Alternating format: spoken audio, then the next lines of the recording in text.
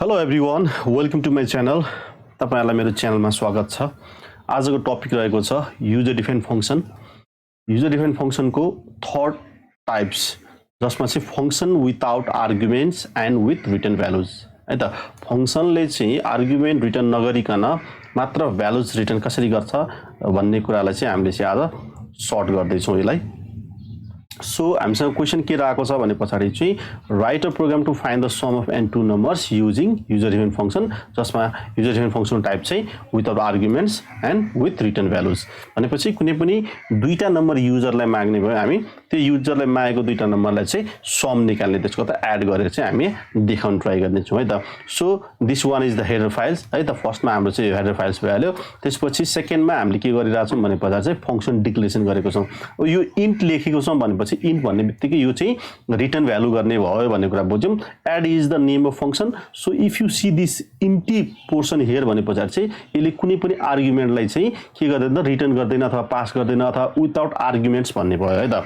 So int main भन्ने बित्तिकै from here we start our programming main कुरा भन्ने कुरा बुझिन्छ। सो अब यो पोर्सनमा यो हाम्रो कर्ली ब्राकेट देखि त यो कर्ली ब्राकेट सम्मको जुन पोर्सन छ बीचको पोर्सनमा चाहिँ हामीले चाहिँ के लेख्नु पर्छ भन्ने कुरा हो। अब के लेख्नु पर्छ भन्ने कुरा चाहिँ all depends upon the questions. फर्स्टमा चाहिँ अब हामीलाई चाहिँ यो विदाउट आर्गुमेन्ट र रिटर्न भ्यालुज टाइपको प्रोग्रामिङ भएको भएर चाहिँ हामीलाई अहिले sum as a variable where we are going to call the function भने बुझौं।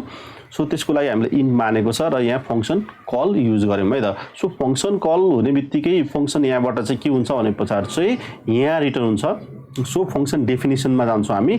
फंक्सन डेफिनेसनमा चाहिँ you guys can see here हामीलाई चाहिँ के चाहिन्छ अरु यो कुराहरु भने पछाडी चाहिँ यसमा भेरिएबलका कुराहरु भयो। अब फंक्सन डेफिनेसनमा चाहिँ अब युजरले के कुराहरु इनपुट गर्नुपर्ने छ र इनपुट गरिसकेको कुरालाई चाहिँ के भेरिएबलमा चाहिँ स्टोर गर्न सकिन्छ भन्ने कुरालाई चाहिँ इनिशियलाइज अथवा डिक्लेयर गर्नु पर्यो। त्यसको लागि चाहिँ फर्स्टमा इन्ट भनेर हामीले डेटा टाइप मान्छौं जसमा चाहिँ a as a one variable and b as a another variable and a and b will be store here in result भनौं है त। रिजल्ट भन्ने भेरिएबलमा चाहिँ हामीले चाहिँ स्टोर गर्नको लागि गर्यौं है।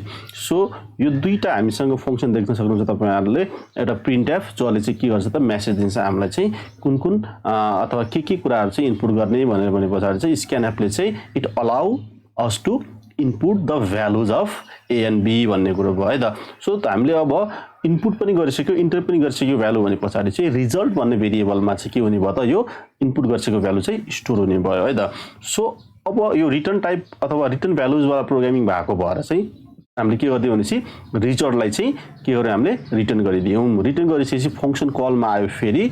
सो फंक्सन कलमा आयो कुरा चाहिँ सममा स्टोर हुन्छ। समलाई चाहिँ हामीले के गरेछ भने चाहिँ यहाँ डिस्प्ले पोर्सनमा चाहिँ राखिदिएको छ। सो यसरी चाहिँ हामीले चाहिँ के गर्छौं भने पछाडी चाहिँ यो प्रोग्रामिङलाई चाहिँ हामीले चाहिँ सल्भ गर्न सक्छौं है त। लेट्स सी यसको चाहिँ आउटपुट कस्तो देखिन्छ कसरी चाहिँ काम गर्छ भन्ने कुरा कम्पाइल रनमा जाउँ है त। ओके इन्टर एन्ड 2 नम्बर भनेको छ एउटा मैले चाहिँ 7 भने चाहिँ नम्बर दिए भने पछाडी चाहिँ अर्को चाहिँ 5 भने दिन्छु भनेपछि here you can see the sum of 2 number is 12 भनेर दिएको छ है त। Hope you guys like this videos है त। You understand how I solve this question.